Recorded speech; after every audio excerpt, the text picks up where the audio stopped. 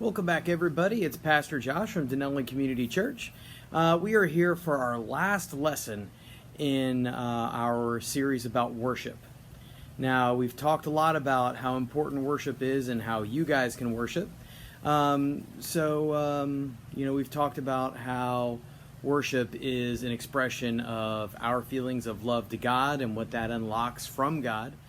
So for this last lesson, we're just going to talk about what worship is really about, and use another example from the life of David and him recovering the Ark of the Covenant.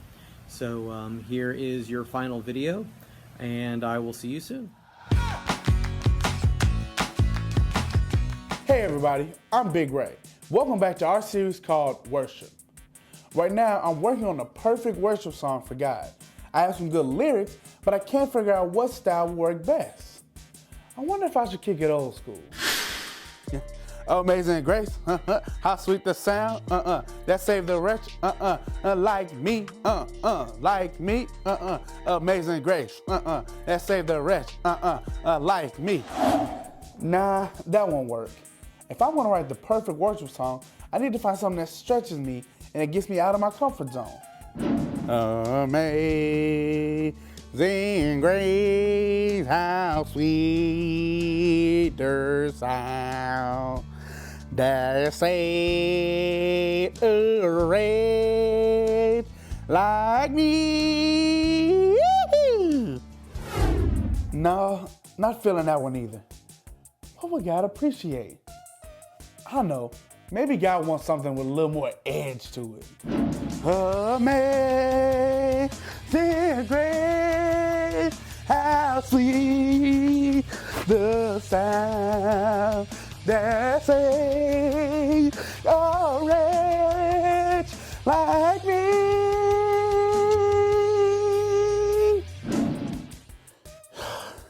That's not gonna work either. If I want to write the perfect worship song for God, then I have to find the perfect style. What? What do you mean that's not what worship means? Oh, gotcha. Whew, I should have known it was more than that. Clearly, worship is more than just a song. It doesn't matter if you sing, dance, shout, whatever. It's all about expressing your love to God. It's all about showing your love to the Lord in any way possible. In your lesson today, you're going to learn how David expressed his worship to the Lord in a very unique way. He didn't care what anybody said. Until next time, I'm Big Ray, and I'll catch you on the flip side.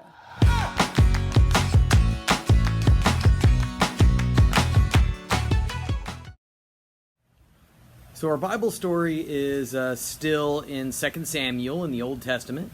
And in our story, David finally gets the Ark of the Covenant back to Jerusalem. So just as a reminder, the Ark of the Covenant was the kind of physical representation of God here on earth. So he was, instead of in our hearts at the time, back then, God's presence was in this special container called the Ark of the Covenant. And David had gone out to get it, messed up a little bit, and it kind of kept him from feeling the presence of God. And then he finally went back and got the Ark of the Covenant and was bringing it back to the city, the holy city of Jerusalem. And so as he is finally getting the Ark of the Covenant in through the city gates and bringing it into the city, he's so overcome with joy and happiness that he actually just starts to dance. And he is singing and dancing like crazy. And he didn't even bother to go and change into his kingly robes. He was still in his road clothes, like shorts and t-shirt kind of stuff, to put it in our terms. And he was just kind of going crazy. And he actually kind of got in a little bit of trouble with his wife because, she was a princess, she was the daughter of a king. And she thought that kind of made him look silly. Hey, you're a king, you're supposed to act a certain way and be all proper and all that stuff. And David was basically like, look, I'm not doing this for anybody else. I'm here to try to please God. And I feel like, me showing my love for God doesn't really affect how other people look at me. I mean, yeah, people might look at me like I'm strange, but what do I care? It's only God's opinion that really matters. And so he just kept on dancing and singing like crazy. I mean, he did not care what he looked like. And his wife said, "You look foolish. You look kind of silly." And he said, basically, "I do not care." So, he said, matter of fact, I don't even care if I looked even more silly.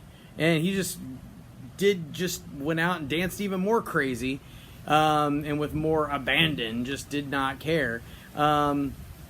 Just to show how much he loved God. Again, it wasn't to show off for other people. He knew that, the people were watching, and that was fine, but he knew that God was watching. And that was what really gave him the inspiration and the kind of internal strength to just kind of throw it away and say, you know what, I do not care. Let's do this. Let's have a period of worship for God. And he just kind of let that happen. So, David understood that worship is an expression of our love for God. It's not what other people think or how other people think we love God or if that's the right way to love God. He just did what felt right for him. And, it wasn't a show for others. So he loves it when we worship him. He loves, our expressions of love. He loves it when we sing and dance and celebrate and worship him. And so... with that being said, here comes the What You Gotta Know video.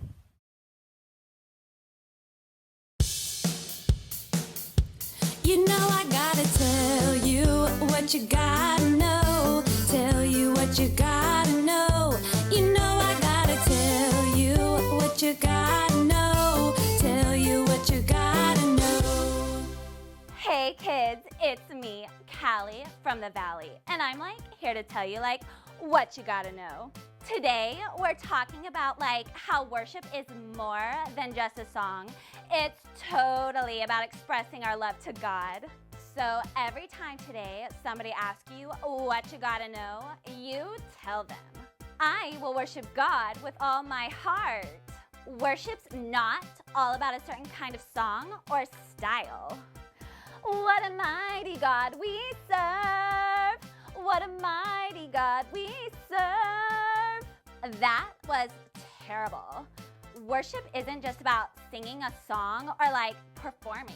It's not even about me. Yeah, it's all about God and expressing our love to Him.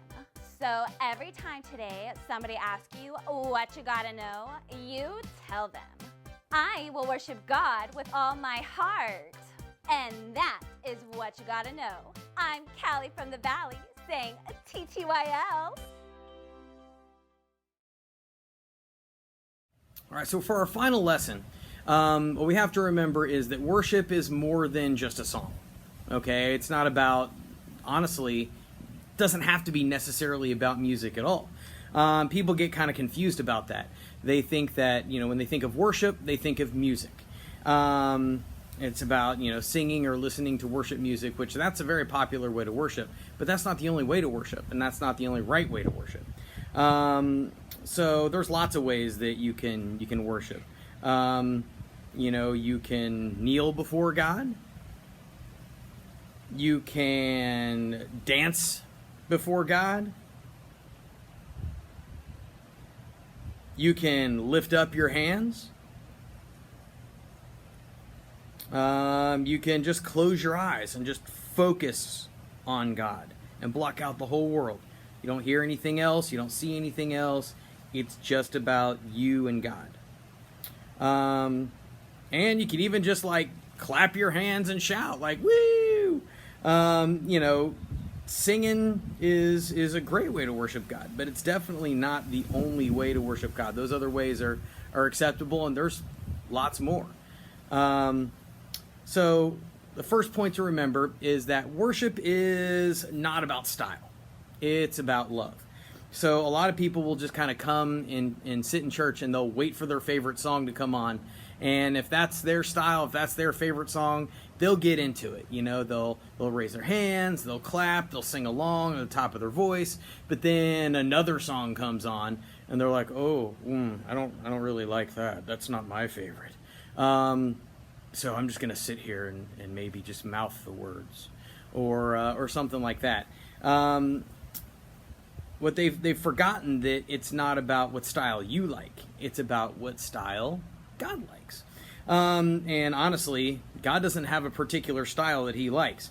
It's all about love. And so as long as you're expressing your love to God in the most effective way possible for your heart, then God's going to love it. Think about it this way. How would you feel if your parents only loved you if you were dressed a certain way? You're all dressed up in a nice little suit and tie or a dress, and your parents are like, oh, I love you so much, and they give you hugs and kisses and everything. But you come in and you're like, your t-shirt, your jeans, your shorts, whatever, and they're like, no love for you today. That wouldn't make much sense, would it? It's the same way with God. It doesn't matter what style you've got going on as far as your worship. As long as you're loving God, you're doing the right thing. You're giving God the right kind of worship. The second thing to remember is that worship is not a performance. It is about showing love. So sometimes people will come to church and they'll just sit there like they're at a concert. They'll listen to the band, maybe they'll kind of like mouth the words a little bit, listen to the singers, and don't really get involved themselves. They just kind of sit there and listen.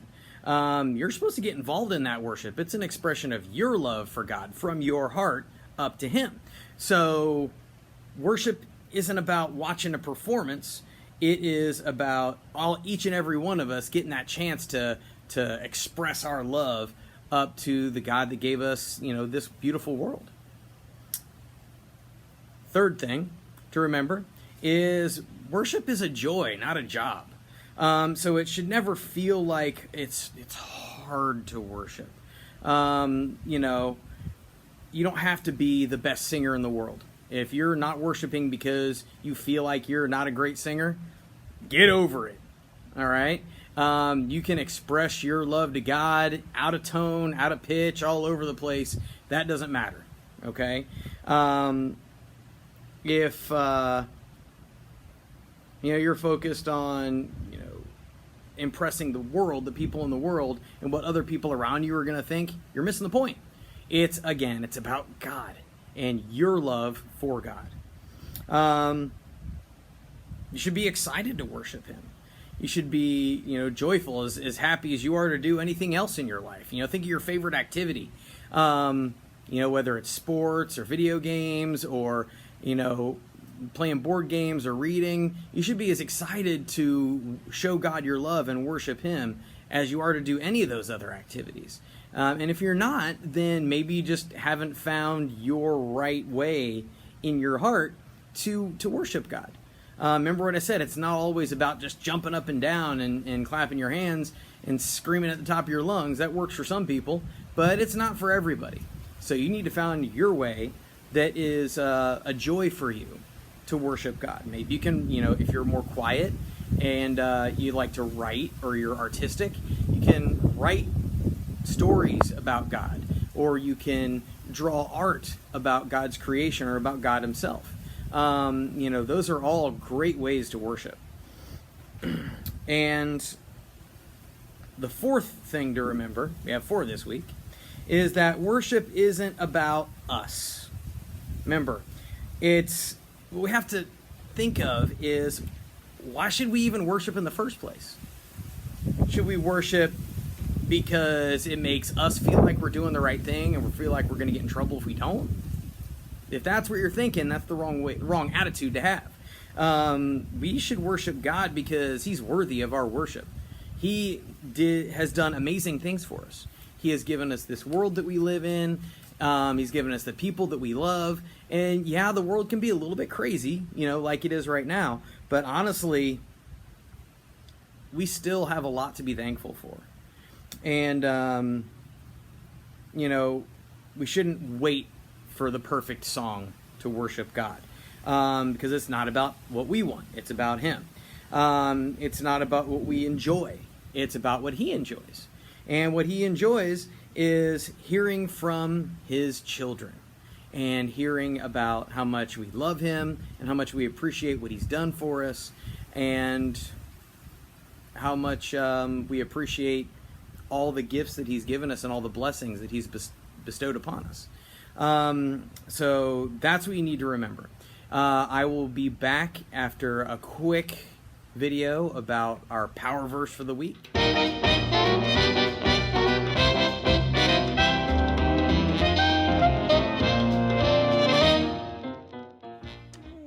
What a wonderful day. Oh, look, a flying squirrel. Oh, no, guess not. Oh, glad he's okay. Bye, buddy. Oh, hey, boys and girls. It's me, your old buddy Kent. Kent, hear ya. I'm 112 years old, so I'm a little hard of hearing. But I'm here to teach you today's power verse. Today's power verse says, worship the Lord with gladness. Come before him singing with joy. Psalm 102. Well, that's a wonderful verse, isn't it? I'll tell you what I need to do. I need to sit down. But then I'll tell you what I need you to do. I need you to help me say the power verse. But I need it to be loud. Remember, I'm hard of hearing. So if you can be so loud that you get my loud-o-meter up to 10, then we get to do something really fun to my nephew. Terry said he wants me to dump some pudding on his head. All right, so here we go on the count of 3. Be loud now. 1, 2, 3. Worship the Lord with gladness. Come before him singing with joy. Psalm 102. Oh, that was pretty good, but I still can't hear you. Get it? Now, I need you to do it one more time, and this time it's gotta be louder, as loud as you can. On the count of 3. 1, 2, 3. Worship the Lord with gladness. Come before him singing with joy. Psalm 102. Good job, boys and girls. You may have a seat. Oh, hey, here comes my nephew now. Hey there, Terry. Uncle Kent, my name is Gary. Whatever. Hey, remember the other day whenever you were telling me you wanted me to put some pudding on your head? What? No. You asked where to put my jacket, and I said, put it on my bed. Not putting on my head.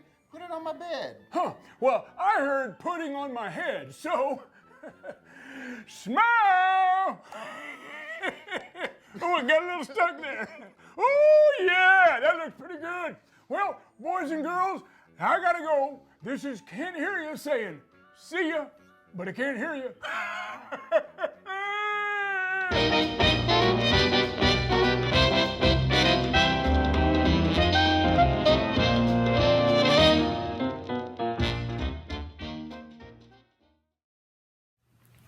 All right, so remember, for our lesson, there are 4 things to remember. The first one is worship is not about style. It is about God. It's about loving God. Worship isn't a performance. It's not something you just sit through. It's active. It's something you get involved in. And worship is a joy. It shouldn't feel like a job or a punishment to have to get up and worship God. If it does, you just haven't found your way that your heart worships God. And maybe you should work on that. If you need some help with that, I'd be happy to help you. Lots of people around you could probably help you with that. And the last, number 4, is that worship isn't about us and whatever little fears or insecurities we have. It is about him. It is about showing how much we appreciate all the amazing things he's done for us. I hope you guys are staying safe and healthy, and I can't wait for all of this craziness to get over with so that I can see your faces in person. And just have a blessed week. And remember, next week is Easter, and we have something special planned for Easter. So keep your ears open for social media and your families to figure out what's going on for Easter. Have an awesome day, guys. I love you. God loves you.